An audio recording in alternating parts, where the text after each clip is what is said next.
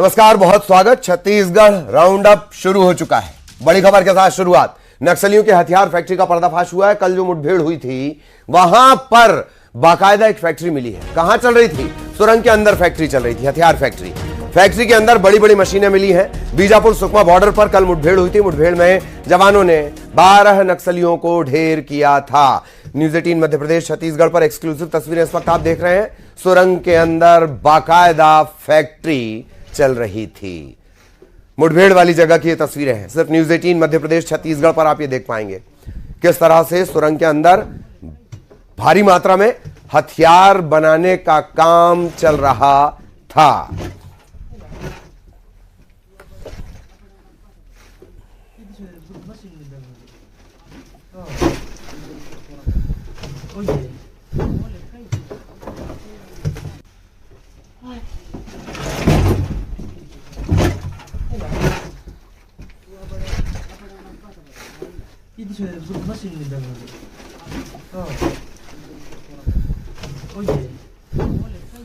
तो फैक्ट्री के अंदर बड़ी मशीनें, भारी मशीनें मिली हैं। बीजापुर सुकमा बॉर्डर पर यह मुठभेड़ हुई थी और सुकमा में इसी जगह की हम तस्वीर भी आपको दिखा रहे हैं। बाकायदा सुरंग बनाकर, अंदर गुफा बनाकर इसमें एक हथियार फैक्ट्री चल रही थी। बाकायदा इलेक्ट्रिसिटी की सप्लाई यहां पर है, आपको नजर आ रही होगी। जवानों ने पूरा सामान यहां से बरामद किया है। हथियार फैक्ट्री, बड़ी बड़ी मशीनें फैक्ट्री के अंदर मिली हैं। बीजापुर सुकमा बॉर्डर पर कल मुठभेड़ हुई थी। 12 नक्सली ढेर कर दिए गए हैं। अभी हालांकि ये साफ नहीं हो पाया किस कैडर के ये थे, लेकिन जिस तरह के हथियार वहां से बरामद हुए, ऐसा माना जा रहा है कि बड़े जो नक्सली कमांडर थे वो यहां पर हो सकते हैं। उनके मूवमेंट की भी जानकारी मिली थी और तभी 1000 से 1500 का ये जवानों का टारगेटेड ऑपरेशन था। और इस फैक्ट्री को देखने के बाद आप ये अंदाजा लगा सकते हैं, सहज अंदाजा लगा सकते हैं कि जवानों को जो जानकारी मिली थी वो गलत नहीं थी। फैक्ट्री चल रही है, मतलब टॉप लीडर्स का मूवमेंट इसके आसपास हमेशा बना रहता रहा होगा। न्यूज़ 18 पर आप ये तस्वीरें देख रहे हैं किस तरह से बाकायदा बड़ी बड़ी मशीनें अंदर लगी हुई हैं। इलेक्ट्रिसिटी की सप्लाई अंदर लगी हुई है। आराम से यहां 5 से 7 लोगों के काम करने की जगह है, 5 से 10 लोगों के काम करने की जगह है। जवानों ने पूरी मशीनों को जब्त कर लिया है। मशीनों को निकाल लिया गया है, फैक्ट्री को ध्वस्त कर दिया गया, सुरंग को ध्वस्त कर दिया गया। बीजापुर सुकमा बॉर्डर पर यह मुठभेड़ हुई थी और वहीं पास में यह हथियार फैक्ट्री मिली है। अब याद कर लीजिए, एक और कामयाबी जो नक्सलियों का हथियार बनाने का मास्टरमाइंड है रहा है, उसने अभी हिंसा का रास्ता छोड़ा है, आत्मसमर्पण किया है। हथियार बनाने का वो एक्सपर्ट माना जाता है। और इधर एक बड़ी खबर ये कि फैक्ट्री चल रही थी।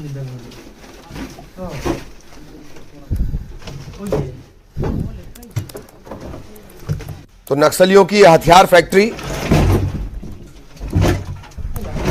इसका खात्मा ये बता रहा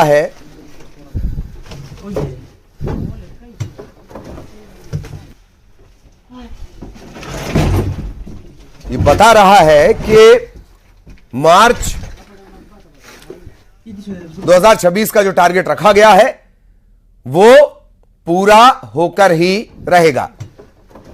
12 नक्सली ढेर कर दिए गए हैं।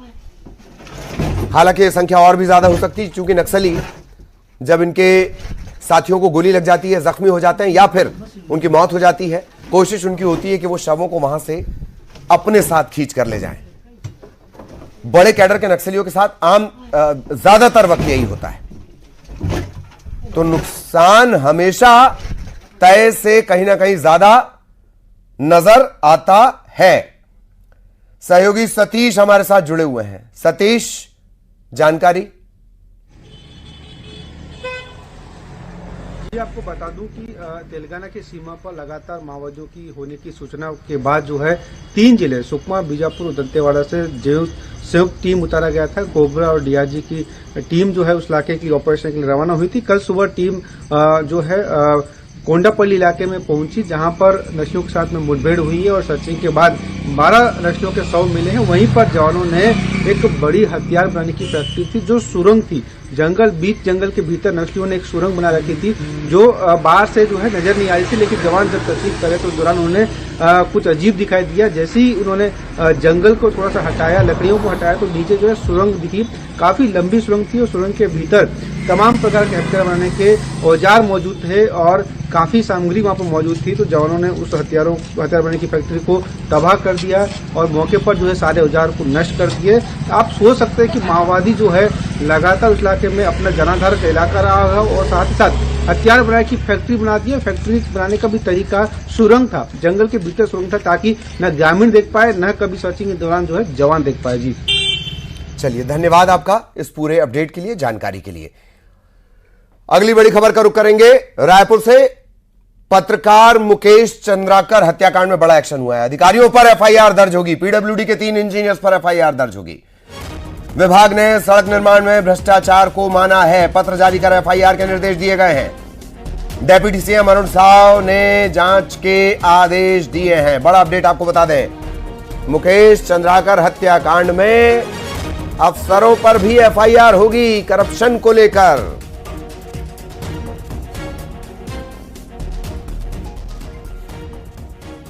सहयोगी आकाश हमारे साथ जुड़े हुए हैं। आकाश, पूरी जानकारी, क्या कुछ कहता है यह आदेश? जी बिल्कुल, बीजापुर के पत्रकार मुकेश चंद्राकर के हत्याकांड में बड़ी कार्रवाई एक तरीके से मान सकते हैं। पीडब्ल्यूडी के 3 इंजीनियरों समेत अन्य अधिकारियों पर जो है एफआईआर होगी। इसके निर्देश जो है पीडब्ल्यूडी विभाग की तरफ से जारी किए। डिप्टी सीएम अरुण साव की तरफ से यह निर्देश दिया गया और इन पर एफआईआर होगी। साथ ही इन्हें निलंबित कर दिया गया है। लगातार जो कहा जा रहा था कि गंगालूर सड़क मार्ग पर जो 46 किलोमीटर का सड़क मार्ग बन रहा था उसमें भ्रष्टाचार हो रहा था, उस पर विभाग ने भी माना है कि अनियमितता हुई है, बड़ी गड़बड़ी हुई। इसको लेकर बड़ा एफआईआर। इसके साथ ही हम बता दें कि मोआ ब्रिज जो निर्माण में, सड़क निर्माण में अनियमितता पाई जा रही थी, तो उसमें भी बड़ी कार्रवाई पीडब्ल्यूडी ने की है।